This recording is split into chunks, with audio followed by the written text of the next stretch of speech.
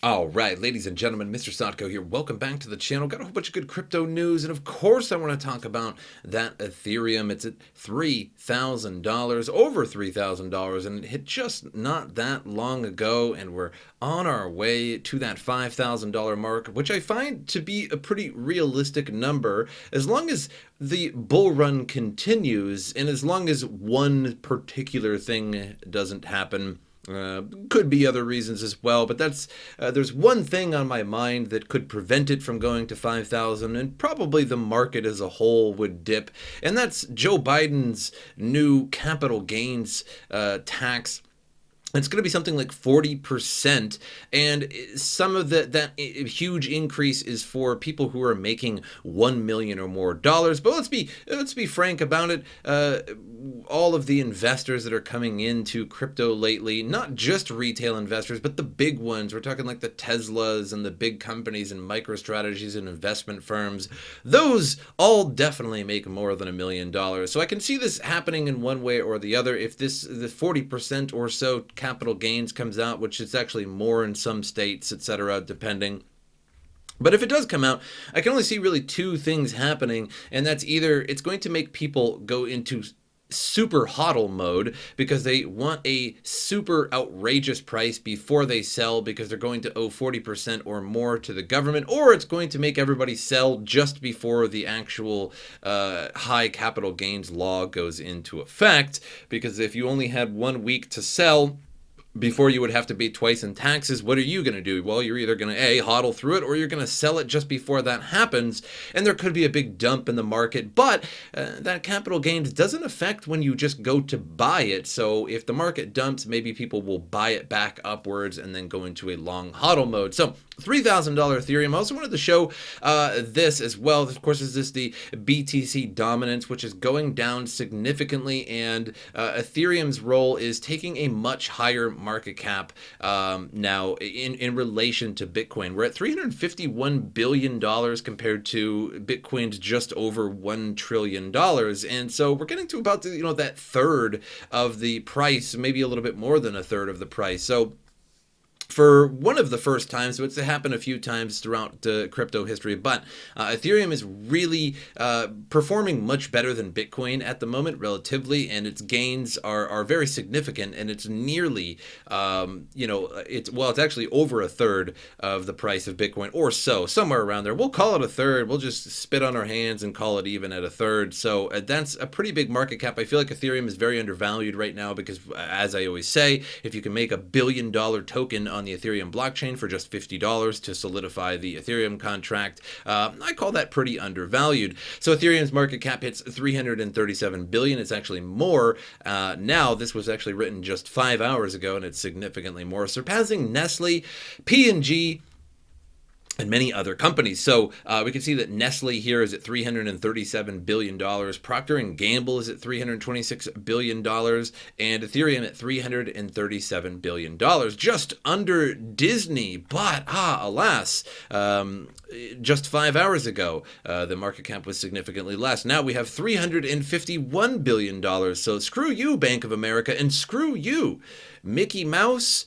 You're now worth less than Ethereum, technically. So this is all super good things. So I do think that $5,000 is on the horizon for Ethereum. Again, as long as the bull run stays intact and nothing really shakes the market. However, the whole Biden administration, so far the market is doing pretty well, I have to admit. But if that 40% capital gains tax comes along, I really think it would be a wise decision for many people to sell before that happens. Otherwise, you're going to have to pay 20% in tax extra when you could have just sold a few days before that. However, I think that's going to lower the price of many markets, the stock market, crypto market, and but that doesn't really stop people from buying back in. However, that's going to set a long hodl mode for people, and after they sell when prices increase, it's going to leave less money to reinvest into the market because you're paying, of course, the government far more money than you were previously. So I don't think it's going to be good for the markets, and so I'll keep a watch on that. I think really everybody should be keeping a watch on that, because even if you don't live in the United States,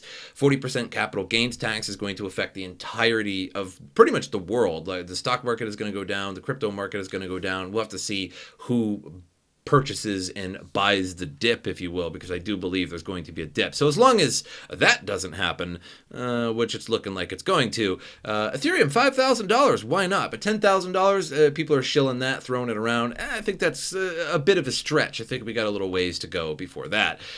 So moving on to Dogecoin news. Dogecoin nears all-time highs. Price launches higher after Elon Musk's Doge father Saturday Night Live tweet. So Elon Musk is hosting Saturday Night Live. Why? He's not an actor or a comedian in any way, shape, or form, so who knows?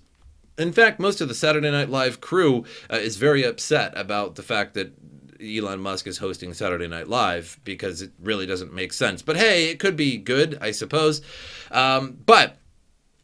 Basically, just before the weekend, Tesla's Elon Musk, who tweets about Dogecoin often, mentioned his upcoming Saturday Night Live appearance scheduled for May 8th. In fact, Musk has been fielding Twitter for ideas of certain skits he could do on the show. Well, first of all, Elon Musk, let's back it up. I don't think you know how Saturday Night Live works. First of all, the writers write all the skits, and then they tell you what skit to do, not the world of Twitter or your own ideas. But supposedly there's supposed to be a skit called The Doge Father with Elon Musk in it. And of course, anything Elon Musk tweets about Dogecoin, he could literally just tweet the word Doge and Doge is going to go up a few percent. And now it's gone up several percent, and it was 40 cents. I think it pulled back to 38 cents, something like that. So the all-time high was like 45, 46 cents. So we're not quite there yet, but this airs on May 8th, and if it's funny, maybe a ton of people will buy Dogecoin for whatever reason, because Elon Musk, Doge. So Elon Musk could basically tweet anything about Doge and it just goes up in price. And that's crypto news. So this is what we've fallen to. We've fallen quite greatly. No longer is it great new upgrades to the Ethereum network. By the way, actually Berlin network is coming pretty soon, or the Berlin upgrade.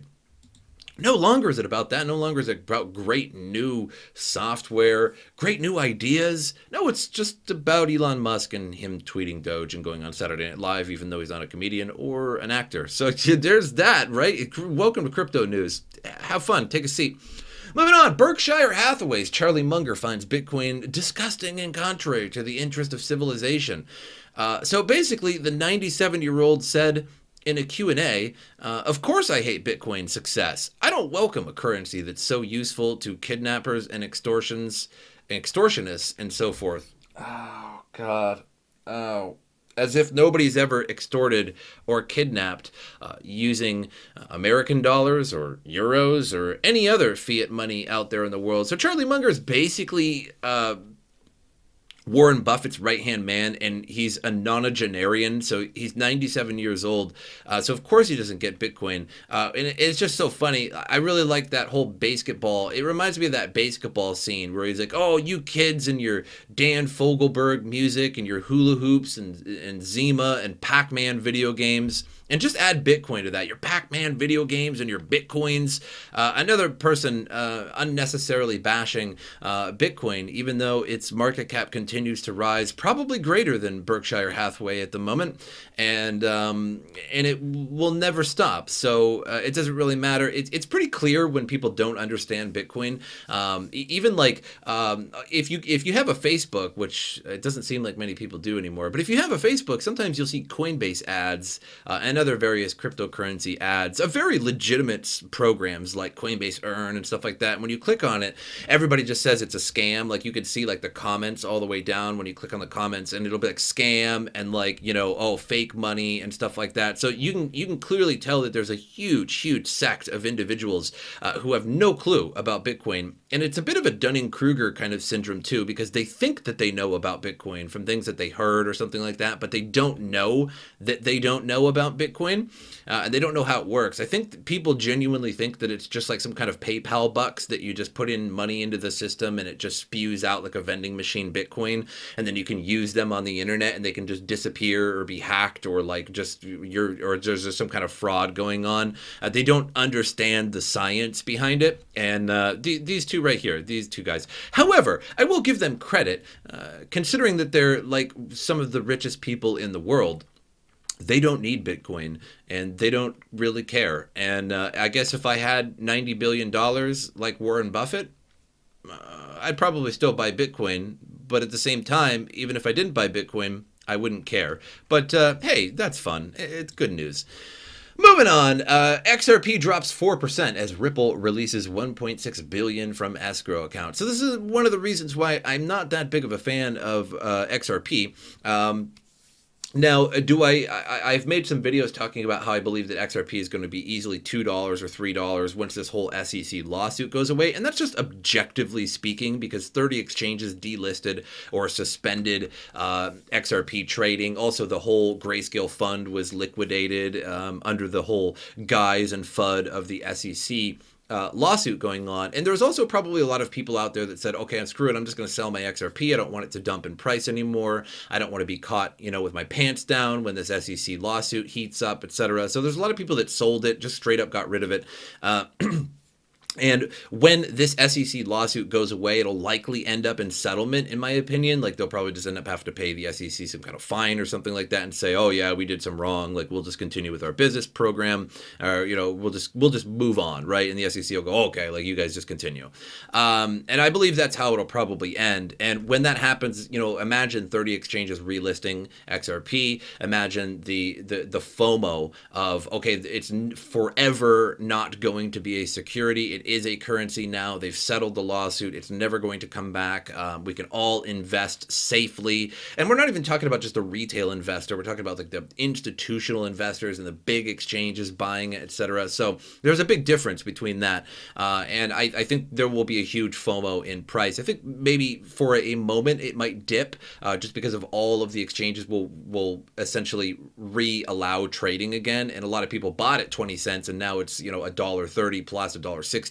And of course, people are going to sell for those profits, but I think the overwhelming buying power is going to shadow the sellers when they realize that they can sell at a big profit.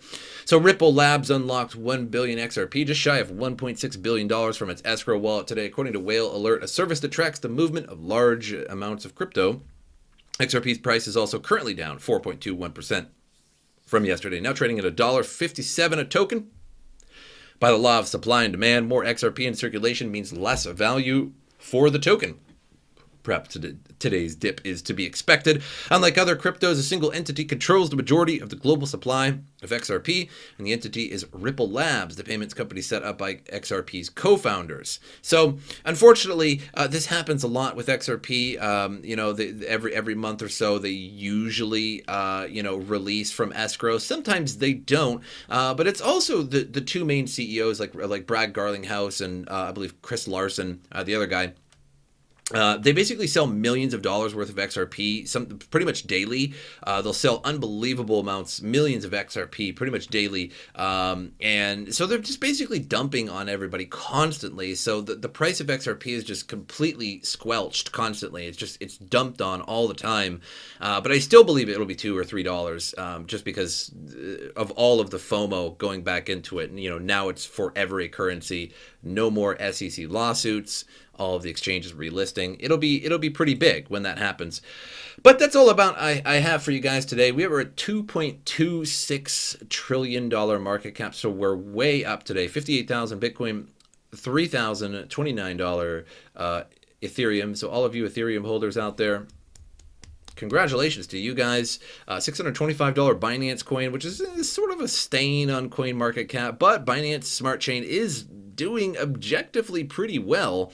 Certainly lower fees than Ethereum DeFi, if you can get over the centralization, I suppose. Dogecoin 38 cents, so still just basically trading sideways, but it did jump up when that Elon Musk tweet came out, because Elon Musk, why not? Like, of course he knows about Dogecoin, so why not? We're just used to it by now. Anymore, nobody even questions this sort of thing. It's just like Elon Musk tweeted about Dogecoin, better go buy Dogecoin. Nobody even questions it anymore. Crypto. But $40 Chainlink, pretty nice, 21 cent VeChain, but the market doing pretty well. Everything pretty much generally in the green, only a few things down here and there. But that's all I have for you guys. Make sure you like, subscribe, share the video. That helps me a lot. My social media in the description below. Click the join button down below to become a member of the channel. Helps out the channel. You also get a Cool Beans badge. You look 32% cooler when you comment on the channel, and that badge is next to your name. I can see it from space. It's amazing gains. But again, that's all I have for you guys. Hope you enjoyed it. And as usual, I'll see you guys next time.